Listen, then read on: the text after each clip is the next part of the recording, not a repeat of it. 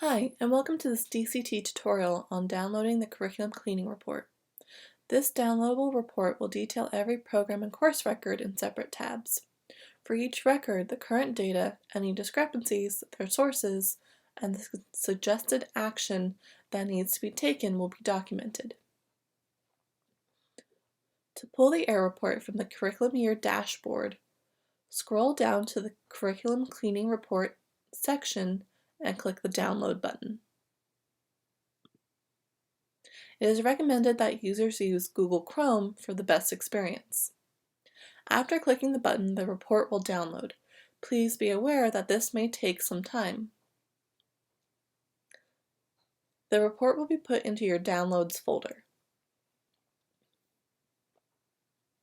After opening the report, there will be a tab for Programs and a tab for Courses.